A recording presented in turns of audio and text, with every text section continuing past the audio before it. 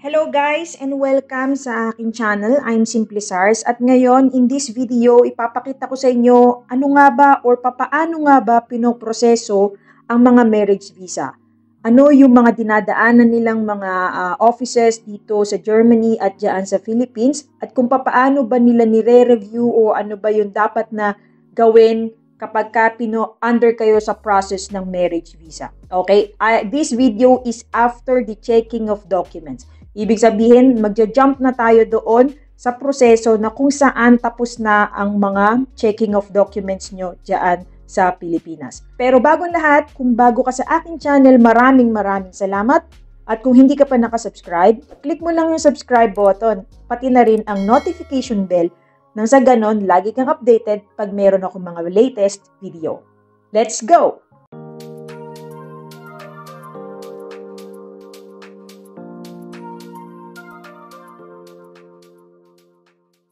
So, unang-una, sabi ko sa inyo, is yung checking of documents. Ito yung nagpupunta yung agent doon sa bahay ninyo.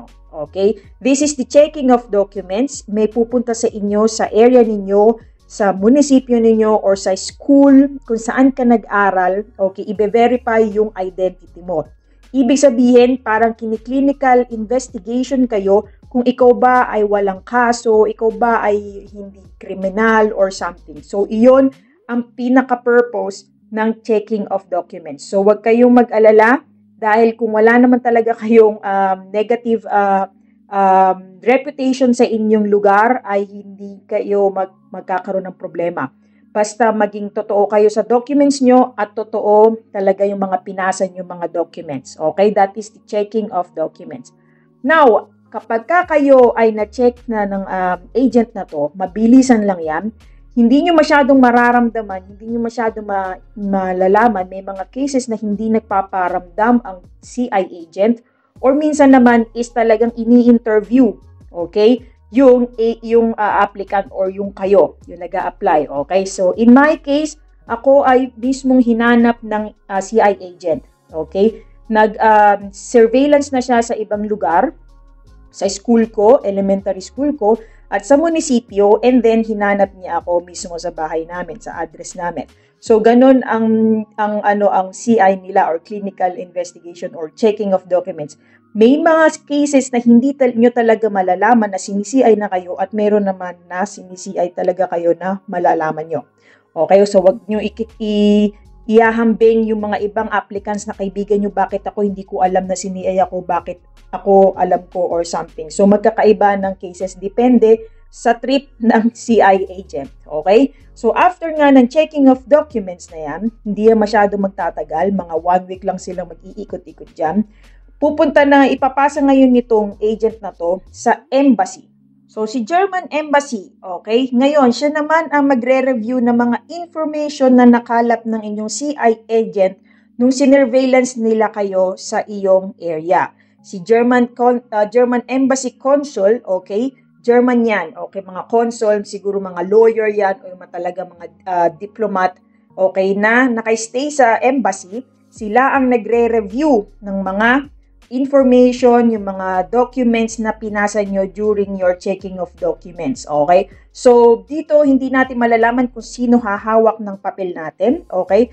And dito din natin malalaman na talaga namang magtatagal ang papel natin dahil hindi lahat ng German consul ay kayang i-review ang sandamakmak na applicants. Okay? So, hindi lang marriage visa ang inire-review nila ang documents, pati yung family reunion visa, pati yung mga student visa, pati yung mga iba pang klaseng visa, sila ang nagre-review niyan, of course, okay? So, hindi lang naman puro checking of documents ang ginagawa nila, may mga iba pa silang mga ginagawa, kaya German consul sila yung halos namamahala sa German Embassy. Kaya wag kayong magtatampo, wag kayong magagalit kung bakit ang tagal ng CI natin. That's because kulang siguro sila sa tao ng mga German consul. Alangan namang 100 German consul ang ilalagay nila dyan, hindi naman ganun. Okay, so kailangan maging patient talaga tayo dyan. So it takes longer than a month or more. Okay, for example, ang binibigay nilang approximate review ng CI talaga ng checking of documents is 4 to 6 months. So mine is, nabalitaan ko na napasa kagad na after 1 week, minessage ako nung CI agent ko kasi kinuha niya yung number ko, kinuha ko yung number niya. Sinabi niya sa akin na napasa na daw sa embassy yung surveillance documents niya. So, ibig sabihin nun, after 1 to 2 weeks lang siyang nag-surveillance sa bahay namin, sa lugar namin, and then pinasa na kagad sa German embassy. Pero nagtagal ng 5 months, 4 months, overall yung pag-check nila sa akin ng CI dahil nga nagtagal sa German embassy consul. Okay, so wag kayong magtataka kung bakit ang tagal. Yun po yung pinaka siguro naging rason na yun na yung mga theory ko na possible na maging dahilan kung ba't matagal po ang pag-CCI nila sa atin. Next, kapag tapos sa German Embassy, si German Embassy naman kung walang problema yan, malinis na, ipapasa nila yan kay Standisam. This is through post, okay? So, ibig sabihin yan, sandamakmak ulit na post, magtatagal ulit yan, depende dahil ngayon may COVID tayo, malamang medyo matagal ang dating ng post nila dito. Kasi kaya ko alam na per post yan kasi nakita mismo ng asawa ko yung kakapal na dokumentong ipinasa ni embassy sa Standisam after ng checking of documents. Kaya alam ko na per post yung binigay nila ng embassy to Standisam after the checking of documents. So ano naman ang gagawin ni Standisam galing doon sa embassy?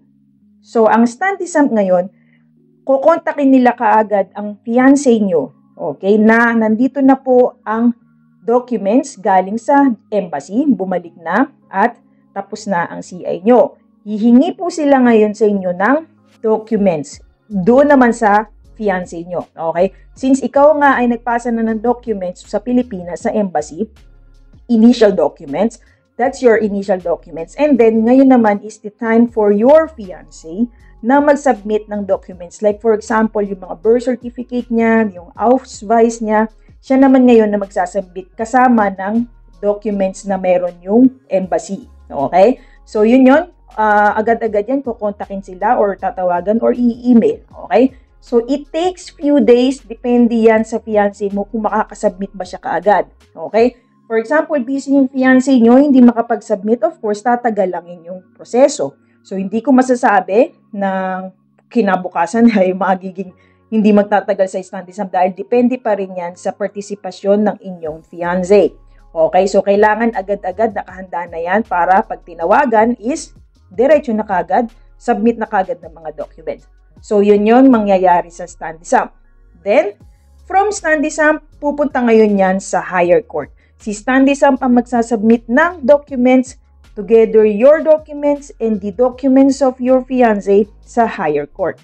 Ano naman ginagawa ng higher court? Of course, i-recheck na naman nila. Okay, ang dokumento mo at ng fiancé mo.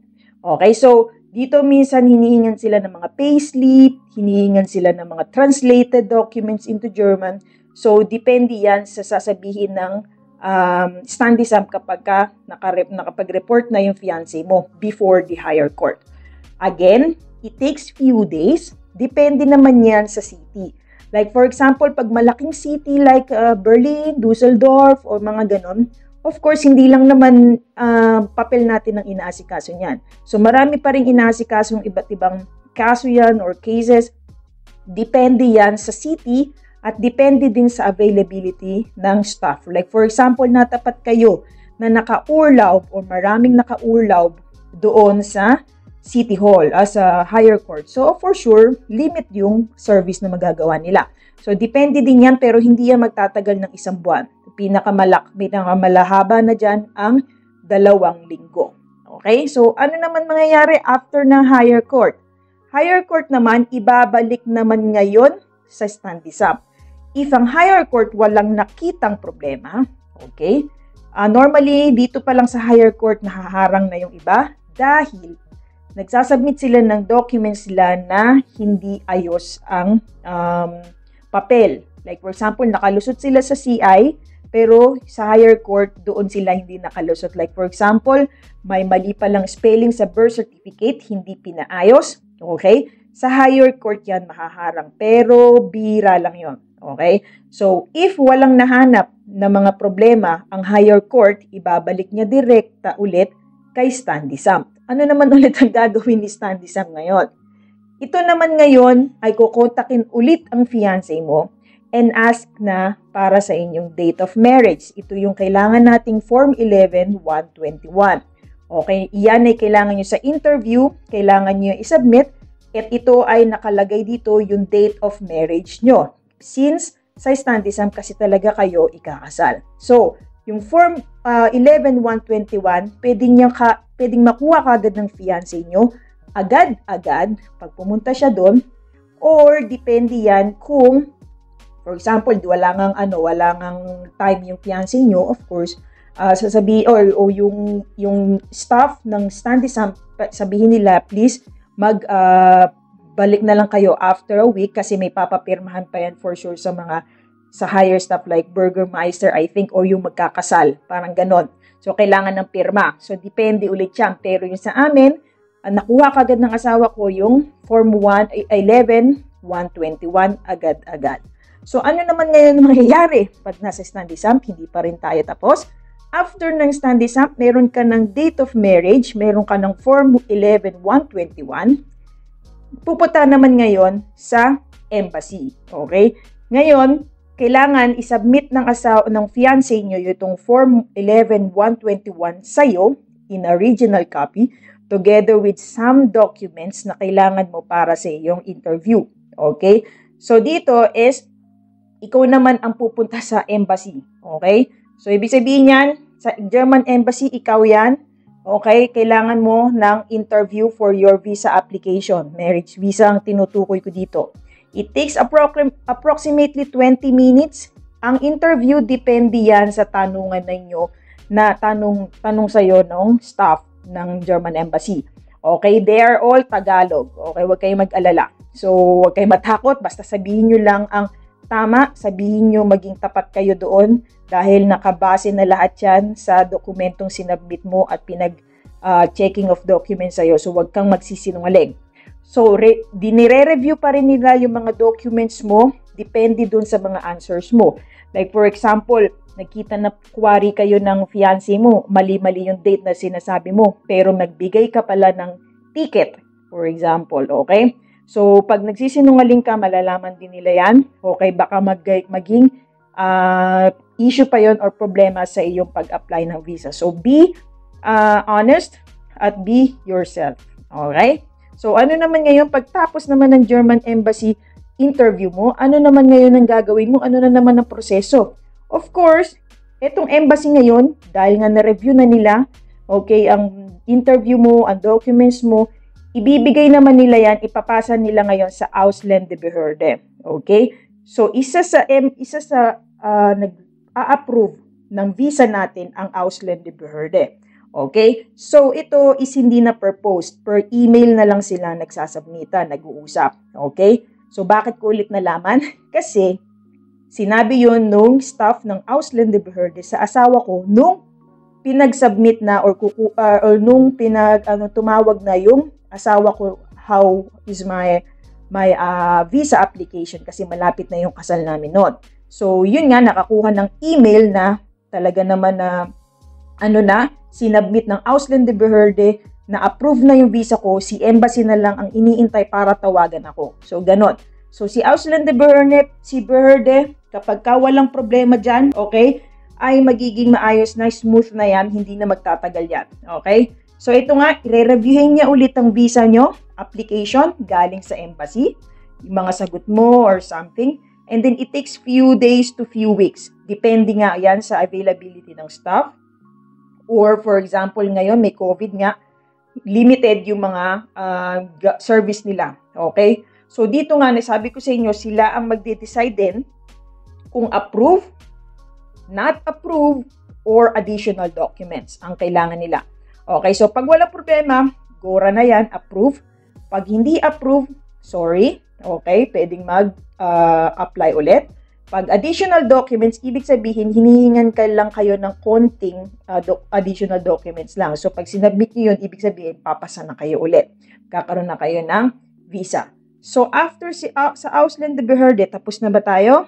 Hindi pa. Okay? So, papasa pa ni Ausländerbehörde again through email sa embassy. Okay? Yun yung decision nila. Okay? Yung decision nila is re-review naman nila yung documents from Ausländerbehörde. Okay? Since na sinabi ni Ausländerbehörde, for example, okay, approve na po ito, si Maria Makiling. Si embassy naman, susunod na siya kay Ausländerbehörde kasi na-review na niya yung documents paulit-ulit na.